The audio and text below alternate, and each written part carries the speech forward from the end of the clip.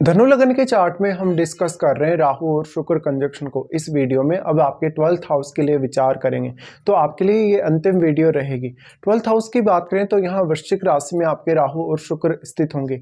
जब जब भी हम शुक्र को मंगल के घरों में या कोई भी फायरी साइन में स्थित देखते हैं तो वहाँ पर वो ज़्यादा बेटर रिजल्ट नहीं करते, लेकिन यहाँ वो राहु के साथ हैं। राहु के साथ होते हुए वो आपकी एक्सपेक्टेशन अब काफ़ी ज़्यादा बढ़ाने वाले हैं। आपके चार्ट में शुक्र आपके छठे भाव और आपके 11वें भाव को रिप्रेजेंट करते हुए आपके 12th हाउस में चले गए। तो ऐसे में आपका मैरिज या रिलेशनशिप का जो डायरेक्टली इनडायरेक्टली संबंध है वो फॉरेन से होने के चांसेस हैं। आपका फॉरेन सेटलमेंट होने के चांसेस हैं। फॉरेन सेटलमेंट के साथ साथ आप जो भी भौतिक सुख सुविधाएं प्राप्त करेंगे या धन, लग्जरी, ऐशो आराम जो भी प्राप्त करेंगे वो फॉरेन में होने की बहुत ज़्यादा संभावना होगी। इस प्रकार का राहु शुक्र का कंजक्शन लेकिन आपके रिलेशनशिप या आपकी मैरिड लाइफ के लिए कभी कभी अच्छा साबित नहीं होता। यहाँ जो भी आपकी लाइफ में आएगा, चाहे आपका जीवन साथी है या किसी से आपका कोई अफेयर वगैरह रहता है, तो वो आपको काफ़ी ज़्यादा चीट करेगा। स्त्रियों के केस में इस कंजक्शन के थोड़े ज़्यादा बेहतर परिणाम मिल सकते हैं, लेकिन स्त्रियों को भी कुछ ऐसे कैरेक्टर से सावधान रहना चाहिए जो उनको चीट करे उनके रिलेशनशिप वाइज, या ऐसी स्त्रियों में जो भोग विलास है, जो लग्जरी या ऐशो आराम पाने की जो इच्छा वो काफ़ी प्रबल रहेगी। राहु यहाँ आप कितने ज़्यादा क्लोज हैं शुक्र के, और क्या शुक्र यहाँ वक्री तो नहीं है? देखिए, अगर शुक्र यहाँ पे वक्री हो जाते हैं तो उस केस में वो राहु के साथ ही गति कर रहे हैं, तो वो 11th हाउस की तरफ ही आएंगे लगन की तरफ जाने की बजाय। लेकिन शुक्र अगर वक्री नहीं है तो वो आगे मूव कर रहे हैं और लगन की तरफ वो जा रहे हैं। ऐसे में वक्री होने से क्योंकि राहु के साथ चलेंगे तो राहु का जो इम्पैक्ट है वो और भी ज़्यादा स्ट्रांगली पड़ेगा शुक्र पर, और उस केस में आपकी अपेक्षाएं और भी ज़्यादा तेजी से बढ़ेंगी। स्त्रियों के केस में ये क्रिएटिविटी और उनकी इमेजिनेशन के लिए बहुत अच्छा कंजक्शन माना जा सकता है, लेकिन उनके रिलेशनशिप के हिसाब से उतना बेटर साबित नहीं होगा। पुरुषों के केस में यहाँ मैरिड लाइफ और रिलेशनशिप को लेकर थोड़ा ज़्यादा रिस्क रहेगा, क्योंकि शुक्र है वो उनकी वाइफ को रिप्रेजेंट करते हैं। आपके चार्ट में अब क्योंकि शुक्र आपके 6th हाउस को रिप्रेजेंट कर रहे हैं, ऐसे में आपके प्रोफेशन या आपकी डेली लाइफ रूटीन का संबंध डायरेक्टली इनडायरेक्टली 12th हाउस से हो सकता है, या तो आप बहुत ही एक क्रिएटिव पर्सन हो सकते हैं, तो आप अपने इंडिविजुअल परफॉर्मेंस पे ज़्यादा से ज़्यादा ध्यान दे सकते हैं। शुक्र यहाँ पर आपको बहुत सारे खर्चे करवाने वाले हैं और एक बहुत ही ऐशो आराम भरा जीवन आपको देने वाले हैं। लेकिन यहाँ राहु और शुक्र के साथ कोई भी अन्य ग्रह अगर बैठेगा तो वो ग्रह काफ़ी ज़्यादा अपना इम्पैक्ट डाल पाएगा, और वो ग्रह भी क्योंकि राहु से काफ़ी मल्टीप्लाई होगा। अगर वो राहु या शुक्र का मित्र ग्रह ही हो तभी आपको सबसे ज़्यादा फायदे मिल सकते हैं। फिर आपको ये देखना पड़ेगा कि आपका वो ग्रह किस प्रकार का प्लैनेट है, कौन कौन से भावों का वो स्वामी है।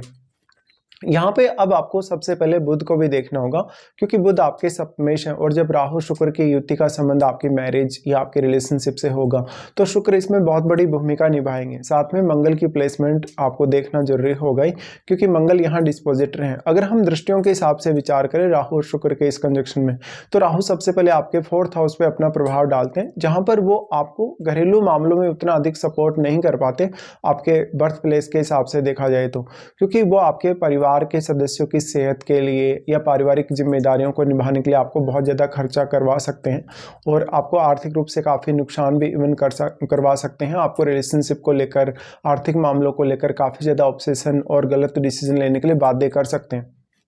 अब ऐसा जो पुरुष होगा वो बहुत ज़्यादा स्त्रियों पर खर्चा करेगा या इवन अपने जीवन साथी के लिए भी।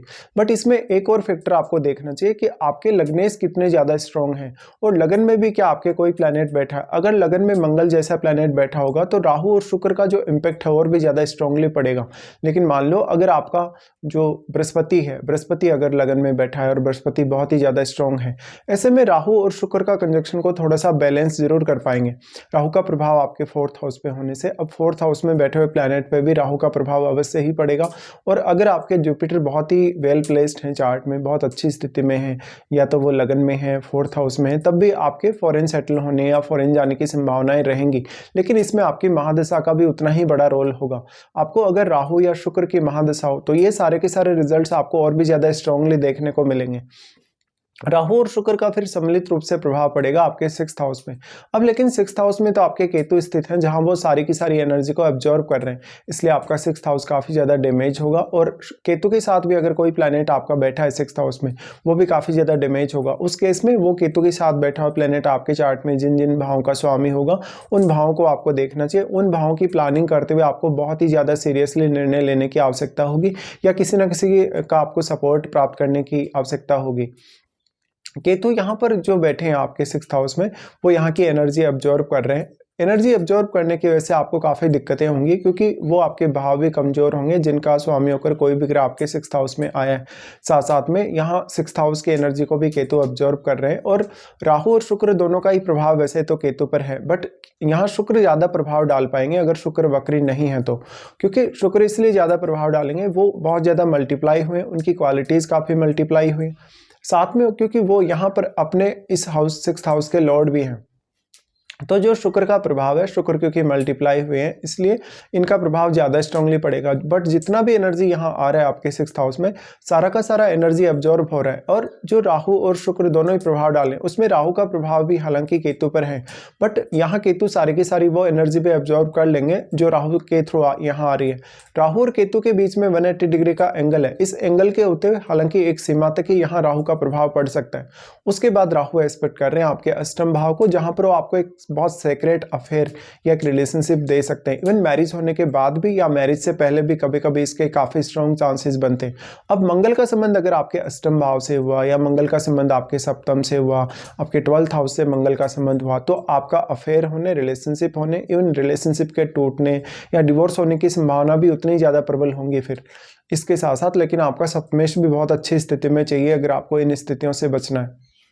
साथ ही यहाँ पे अब ये सबसे ज़्यादा इम्पोर्टेंट हो जाएगा कि आपका जो अष्टम भाव में बैठा हुआ प्लैनेट है वो भी इसमें आपको काफ़ी ज़्यादा हेल्प कर सकता है, या वो प्लैनेट अगर एक ऐसा प्लैनेट है जो राहु या शुक्र के साथ मित्रवत नहीं है, तो वो आपके मैरिड लाइफ या आपके रिलेशनशिप पर काफ़ी नेगेटिव प्रभाव डाल सकता है। तो आपको देखना होगा कि यहाँ अष्टम भाव में बैठा हुआ प्लैनेट कौन कौन से भावों का स्वामी। मेनली राहु का प्रभाव अष्टम भाव पर होने से आपको आपके पार्टनर की फैमिली से कोई बहुत बड़ी अपेक्षा नहीं रखनी चाहिए। अगर आप अपेक्षा रखेंगे भी तो वो अपेक्षा उस वे में पूरी होगी नहीं जिस वे में आप चाहते हैं। इसी तरीके से आपके अष्टम भाव में जो बैठा हुआ प्लैनेट है वो काफ़ी इंपॉर्टेंट रोल निभाएगा आपके आर्थिक मामलों में, फैमिली और लाइफस्टाइल से जुड़े मामलों में। इस प्रकार से अगर आपको राहु और शुक्र की प्लेसमेंट आपके 12th हाउस में देखने को मिल रही है, और इनमें से आपको किसी की भी अगर महादशा आती हो, तब आपके लिए फॉरेन सेटल होना सबसे ज़्यादा बेस्ट रहेगा। बट जब मैरिज की बात आती है, रिलेशनशिप की बात आती है, या एक लव मैरिज करने की तरफ अगर आप जा रहे हैं, तो उसमें आपके सप्तम भाव में बैठे हुए प्लैनेट और सप्तमेश का बहुत इंपॉर्टेंट रोल होगा। हालांकि राहु और शुक्र का ये कंजक्शन आपको लव मैरिज की तरफ आकर्षित कर सकता है काफ़ी बार, क्योंकि ये आपको काफ़ी सीक्रेट अफेयर देगा और रिलेशनशिप भी काफ़ी ज़्यादा देगा।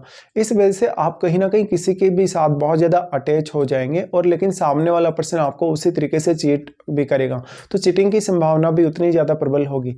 इसके साथ साथ लेकिन जब भी राहु की महादशा हो आपको, या शुक्र की महादशा हो, तब आपके लव मैरिज करने, आपका सेपरेशन होने, इवन डिवोर्स होने की संभावना बहुत स्ट्रांग होगी। कभी कभी ऐसा भी देखने को मिल जाएगा जब मैरिज के बाद आप विदेश में सेटल होने को देखेंगे, या तो फिर मैरिज के बाद आपका कोई ना कोई अफेयर हो जाएगा।